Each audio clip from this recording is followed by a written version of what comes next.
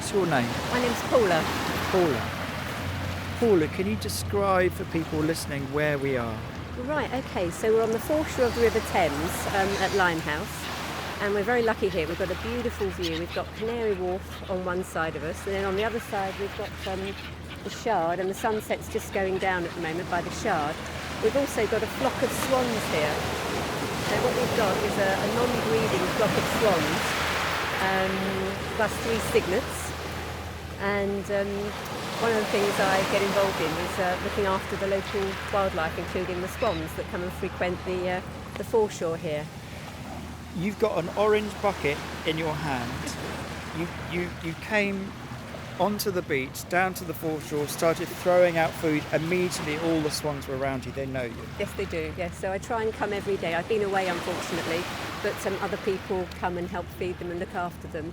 Because we're not just feeding them, we're actually looking after them, making sure that the welfare is good. The city is not a great place for swans, or any wildlife really, so we're very lucky to have them, but it's really hard for them to survive here, let alone thrive. So there's a number of us that look out for them and make sure that if any of them are injured, that they get the care they need. We contact the Swan sanctuary and they get rescued and taken there for care. I saw you, while you were feeding, I saw you looking quite carefully at a couple of them, bending down, yes. checking them. Yes, Was that to see if they were injured? We've had a report of an injured cygnet that's limping. It might have had a bad landing because these young cygnets will have taken their first flight in the last week or so. A cygnet is the cygnet. Are they the grey ones? Brown grey ones, yes. So they're the young uns. That's right. And the other thing I was doing, I was also checking their ring numbers. So they're all tagged? Not all of them, no. So some of them are, and the beauty of them being tagged is we know where they've come from and we can keep an eye on them. So this little one here, I reported his ring number in last week, and he's come all the way from Kew. He's come 17 kilometres to see us. From where? Kew? Oh, wow. So this is not actually his home? No. Why is he here? It is his home now.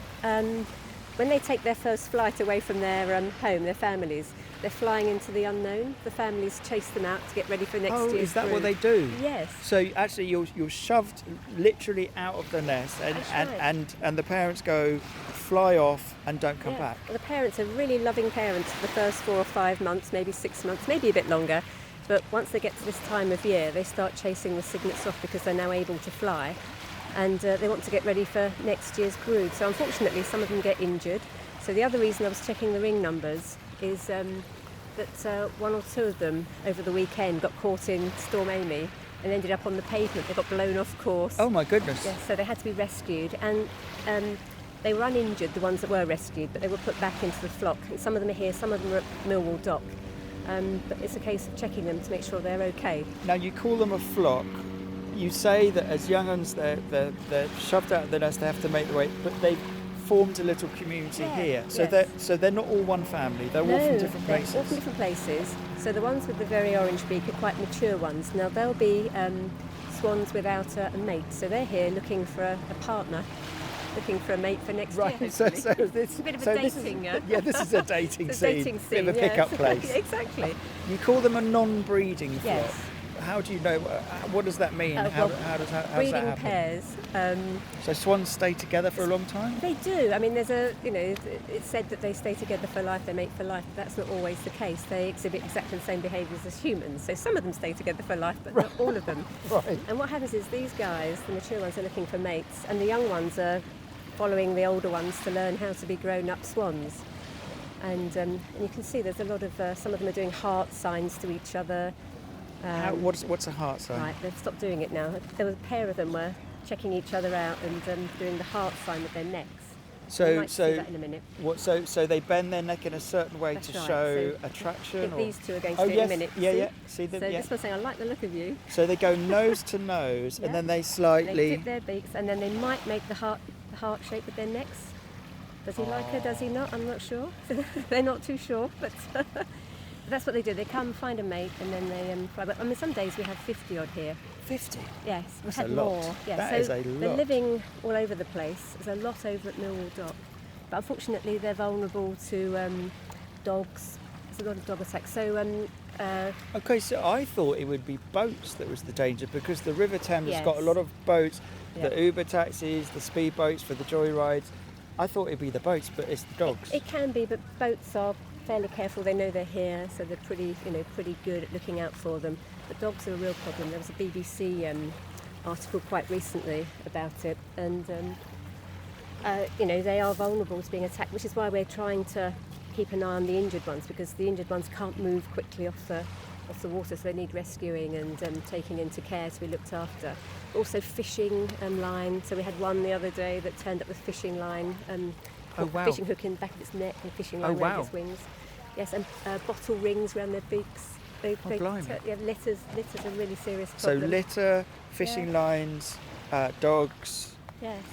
Any natural predators apart from the dogs? Are there any kind of animals that would go for them, or No, apart from a dog? a or fully, a fully healthy swan's a good match for a fox, say. not? Right. See, I'm surprised that they get bothered by the dogs because the thing that we all know from childhood is that the oft-repeated fact is a swan can break your arm. Yes, which is a myth. I mean, its elbow would give you a good clonk on the head if you got in the way. I mean, they are protective, but they're very, very vulnerable. And we run a local charity called E1 Waterbird Welfare, so you can see us on Facebook, Right. and you right, can get right. a feel for what kind of issues happen, what they're vulnerable to from that Facebook page. So with the Facebook page, that means this is a community of like-minded people who are Yes. interested in looking after the Yes, swans. exactly, and we work. And this is voluntary. Absolutely, yeah. So this is a charity that helps fund the swan ambulance that takes them to the swan sanctuary. What does a swan ambulance look like? It's like an ambulance, but Oh, it says right. swan ambulance on the side of it. So we have local swan sanctuary volunteers who are absolutely amazing in helping rescue these guys, and if they have got fishing hooks caught in them, it takes a specialist to actually be able to untangle them, because people like us, it's too complicated to do that. So they need help if they've got broken legs or broken wings. The swan ambulance kicks in. So we were founded during lockdown because a bunch of like-minded people, nothing much else going on, walking around, finding wildlife that we didn't know we had, and noticing that some of them need a bit of help. When you throw out the seed, there's also lots of gulls Yes. squawking around with yeah. their shrill cries, Yes. and pigeons. Yes, Do you yes. feel the same way about those other birds? Absolutely. You do? Yeah, absolutely. They're all living beings. They're all, in need of a bit of help. Occasionally we will find a pigeon in need, or this one's come to say hello. Do you know their characters individually? So there's Yes. one that's just flapping up to us. So this one is Chuck. So you see the big black thing on his nose? Yes, I think yes. it's called a berry. Right, So he's he's coming got a right rather up to us. large He's like- berry. You're going to say hello, Chuck? So we call him Chuck because of the size of his berry. You're going to say hello, Chucky? He's about 1 Hey, foot away you from us. He know I've wants got some more. food here. There we Still go. hungry.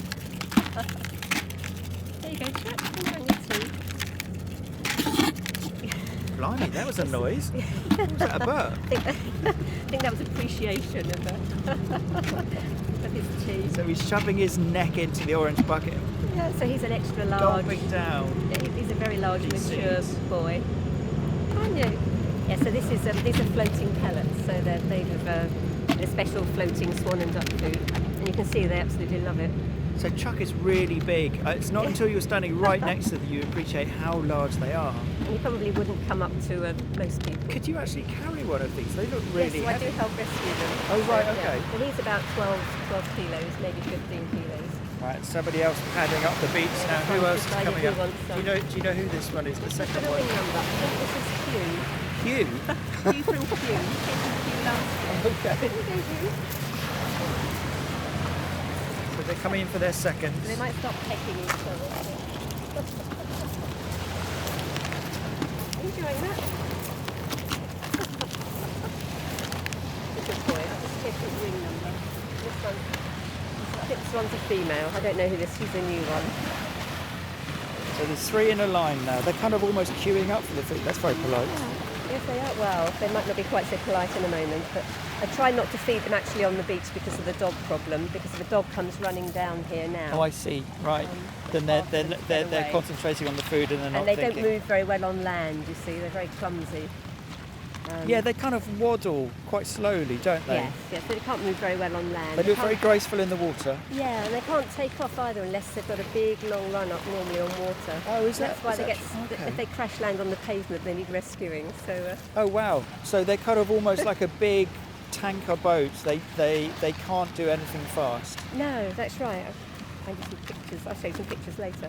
But yeah, and now they're probably going to come and have a little sit, a little preen. Right. There's And about then, half a dozen of them now on the beach.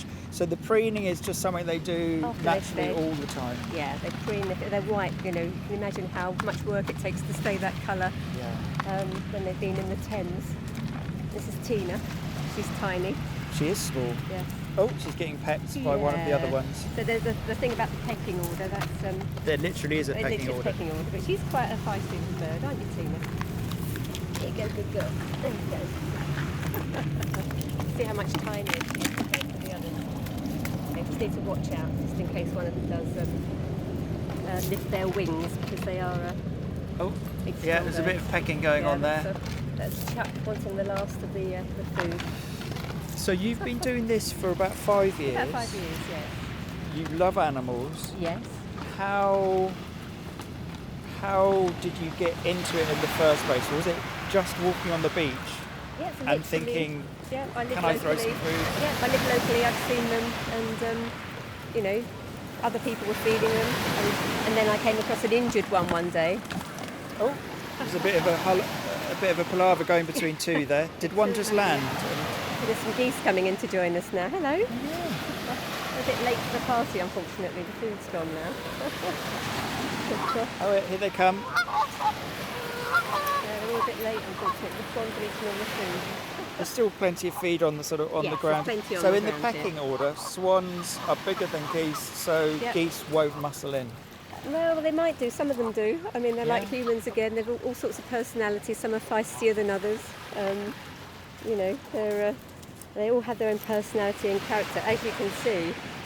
Yeah, I suppose if you see so to me, who doesn't know them, they just all look like swans. But I'm Yeah. assuming, yeah, it must be that if you see them every day, you slowly get to know their Yeah. characters, Yes. and it must mean that you get more attached to them. Yeah, oh yes, absolutely. Yes. It's yeah, they are just the most beautiful birds. They're you know, much misunderstood. But you know, so these two here are. This one here, did you hear the little noise he made? He's clearly seen somebody he likes. So Oh, is that an trying appreciation to noise? trying to attract another one over. So you might see them doing a heart, some hearts with their necks in a minute. So this is a beautiful evening. There's still a bit of warmth from the sun, which is about to set. It's a very calm evening. I'm Yeah. assuming that when the weather's not like this, the swans might go somewhere else, or do they always come to this beach, whatever the weather? They generally come here, whatever the weather. They know they're going to get fed here, and you know, I know there'll be somebody feeding them here. But what they'll do as it gets darker, they'll fly off back to Millwall most likely. Okay, so this is their day place, but Yeah. they don't actually live here No. overnight. Well, some of them stay on the Thames, but it depends on their mood. But many of them will fly back to Millwall where there's a flock, and you know, Millwall down on the Isle of Dogs. over there, yes, Yeah. you might even see them fly off Right, together. Right. And this is a little family of geese. Can you hear the little noise they're making? So the smaller ones are the babies. So they're probably about 5 months old, I think. Hello. Let's see if I can put my microphone a bit See if they'll closer to talk them. you. Oh, there's a bit of a hiss there. Hey. There you go.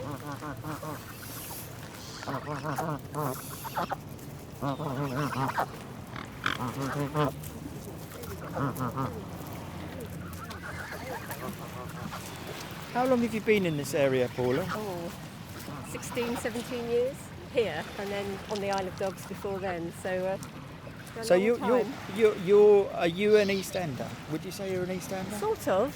Yes, I'm originally from Essex, so I've kind of gravitated towards the big smoke. But yeah, it's You must have seen a lot of change if you've been here for a long time. Yes. All this is very different. Canary Wharf has grown up quite spectacularly over the years. It's a very different place now. What was it that brought you in from Essex? Work. Yeah. Yeah, working in London, sick and tired of commuting every day, so, moving in locally. I mean, you've stayed, so it obviously suits you. Do you reckon this is home now? Yes. You're not thinking that you No. might go back? So it's why I retired from full-time work a few years ago, and people often say, are you going to move to the countryside? And, well, why would you? Look at this. You have everything else on your doorstep, so why would you? What was retirement like for you? Because I've heard mixed opinions from people who've retired. Some people take to it like a swan to water, and some people don't. Oh, amazing! I think you have to look on it as a third part of your life, third chapter. And what I would say is keep your mind open to things you don't yet know you're going to be passionate about. So for me, I imagined I'd go travelling and then do a bit of consulting work, go back to the desk, but absolutely not. I found a whole different purpose in the wildlife of London. So Well, that's amazing. and travelling, of course. But so you didn't. So when you retired, you didn't know that you were going to go in this direction. You were happy to sort of take it as it comes. Do you remember like the last day? Do you remember walking out? Do you remember that feeling? it was lockdown actually. So Oh right. yeah. So it was a bit odd anyway. It wasn't quite the retirement that was planned, but it all works out for the best in terms of the opportunity to press the reset button and discover a whole new purpose in life. And I do other things as well. I do volunteering in schools. I do volunteering locally in general, and this is just one part of what I do. So it sounds like you keep busy. Very busy. I think I'm busier now than I was when I was working. I often say I don't know how I found time to actually go to work, but And it also sounds like retirement actually really suits you. It sounds like you're really enjoying it. Yeah, absolutely. Yes, I've just been away golfing for the weekend, so Oh, amazing. Where do you go golfing? Spain. What? Like you can when you're not in full-time work. Do you think that you've changed the way you think about the world since you stopped working? Yeah, I think sort of take the time to look around you. I mean, I spend a lot of my time as well clearing rubbish, picking up litter, which I've never had the time to do when I was working. But you sort of really notice, you notice the world around you more. I think you probably have that better pace of life to kind of appreciate what's around you and make sure that it, stays beautiful like this is here now. So if you work in the schools and you clear up litter and you look after the swans And the geese. and you go golfing in Spain, Yeah. that's a really full life. That's Absolutely, a really full. but it's. So one of the swans, two of the swans are just pecking at a goose. The goose doesn't mind. You can see that. Three of the swans, the goose carries on eating. It's quite tough, that goose, Yeah, obviously. tough old goose. What's that noise that one's making there, that swan? Well, he's kind of just saying to the geese, "Excuse me, that's my Shove off. tea you're pecking into there." But I was quite impressed by Look at this one. by the stoicism of that goose. Oh, yeah. They all kind of exist nicely together. So. Swans have always held a fascination for us because they're very beautiful. They've been part of books, historical references. But have they always needed humans to be part of their everyday life? Do humans need to look after them? And all wildlife really, and especially in the city. I mean, this isn't the countryside. They don't have acres of land to sit on, and they don't have massive amounts of unhindered waterways. They are having to cohabit with us on the river, with all the boats, as you say, and with fishermen and with people who come and go, and they do need a bit of human help. But most of the human help is because of the issues caused by humans. So the help that they need tends to be man-made. So it's kind of redressing the balance. Yeah, absolutely. We got one of the chatting to each other. We got one of the high-speed boats going past us, the joyriding boats, where you pay 30 quid to bomb down the Thames. Are they a problem for the swans? They're generally really good in keeping an eye out for them, and I've not seen them cause a problem. They're generally very mindful of the wildlife. So yeah, it's just the little the younger birds need a bit of time to get used to the waves, but they do. I need to get this little one's ring number, see if it's the same one. You can hear them chatting to each other. So why do you need the ring number? Just so I can report in as to this cygnet. So someone will know this cygnet. They'll know that it nested either in Kew or over at Canary Wharf or maybe in Wapping. And so someone may be looking at the Swan family they've been looking after and saying there's one missing today. Oh, I see, right. And that could be him. So there's a whole network of people across London who keep in contact about swans. Yes, and the other birds as well, but keep an eye on them to make sure they're okay. You should look us up on Facebook and you'll see the kind of activity and the excitement there was about the What's the one Facebook from again? E1 Waterbird Welfare. E1 Waterbird Welfare. And who does the rigging, Paula? The British Trust for Ornithology. Right. So we report in the ring numbers, and they have a database, and then we report them in, and they let us know where the birds come from. There you go. It's this one. Oh yeah, you're just showing it to me on your phone. Yeah. So everyone gets excited. 455 followers. You're right. only little, yeah. But that's great. It's 455 people. I would who say care. that this one's turned up on the beach today, so everyone gets excited when there's a new one. So That's one that's ringed as well. So is this one. So I need to get their ring numbers before they paddle off. So it's not just when you come down here. It's not just feeding, but it's also taking a note of who's here, who's not here. Yeah. Reporting that back, Yeah, is making everybody sure everyone okay? knows. Right. Has anyone got any fishing hooks stuck on them? Right. Yeah, so yes, we're having a chat. Who's that? Yes, this one here. Hello.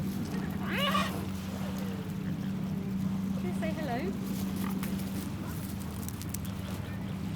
And the little cygnets chatting as well. They may know each other, I don't know. So they are mute swans. It's surprising how much noise they make for mute swans. So what's the definition of a mute swan? They're swans that don't make any noise other than the little sort of cry they make to talk to each other. So is that a common type of swan? Is it a common swan yes, type? It's the most common swan, so the ones that you mainly see in the UK. But yes, this is a baby Canada goose. I'm sorry, we've run out. Feeding time's over. And it must be also quite restful for you standing it's down very here. peaceful, absolutely. Lots of people come down here, watch the sunset, sit amongst the swans, and just take in the view.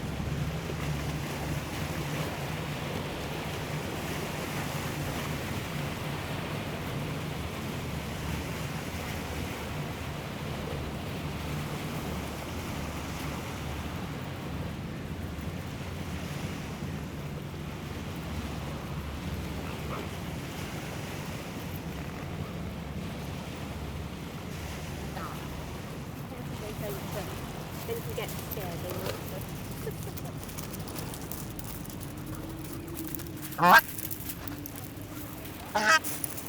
It's a swan having a peck at some geese.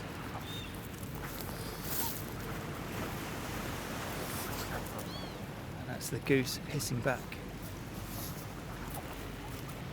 What was the work you did, Paula? I was an accountant. So yes, I used to do consulting. So very different to this. So numbers, Yep. business, making the books balance out. Yep. Did you enjoy it? Yes, at the time I did. Yeah. But it couldn't be more different to this really. I didn't really get my hands as dirty as I do now. So yeah, no, I did at the time, and yeah, I think I always had a love of animals, but never the time to spend with them or put something back. So animals, and also, as I said, I do the volunteering in schools as well. So I'm very passionate about social mobility and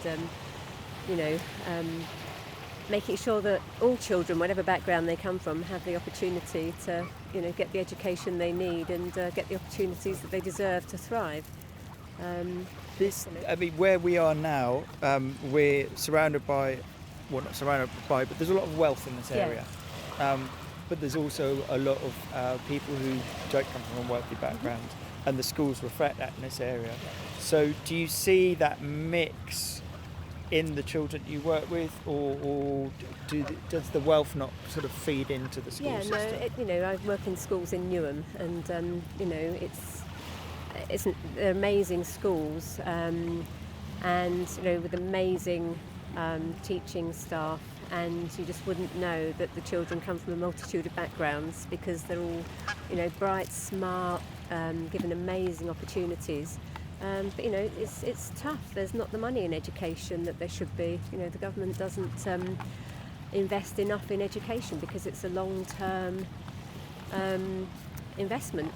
You don't really see the outcomes for 10, 20 years hence.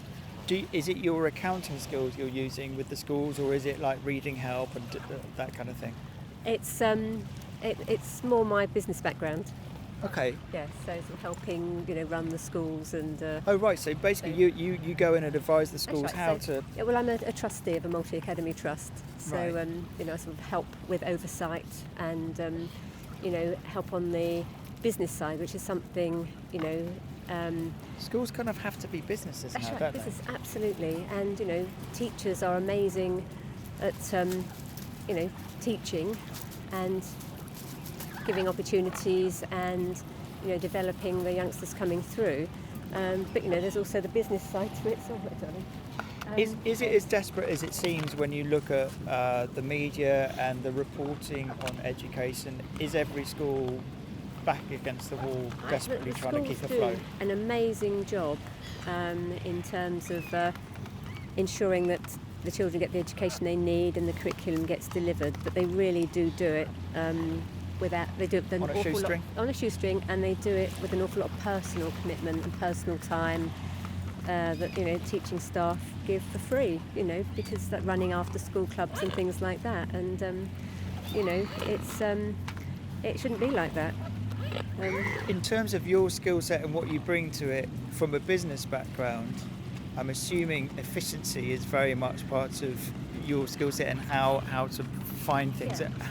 Are you trying to maximise the money that they've got, or are you trying to find new pots of money that they didn't know it's existed? all of the above, helping find funding, helping maximise, the resources that we have. But yeah, it's not easy. It's a tough job for everybody. It's a shame that more money doesn't come from government to invest in it, because I firmly believe that if you get education right, you fix a whole load of other stuff like crime and the economy, because you end up with more people paying tax. You end up fixing the health system because you have a healthier bunch of people who are educated in how to look after themselves properly. So, yeah, it's something that's really become quite neglected. And yeah, there's no sign of that changing. The government doesn't have money for anything, as far as Does it make your heart slightly sink that is not going to change, and that people like you can do the best you can, but the problem is bigger than individual endeavour can Yeah, the fix? most inspirational thing is actually seeing the work that goes on in the schools by amazing people doing an amazing job in teaching amazing children who are from a vast array of backgrounds and all want to work hard and do well. And I just know they will. It's just making sure they get the opportunity to develop and fulfil their maximum potential. Oh dear. That's one of the keys. Heard that? Taking a front. Yeah.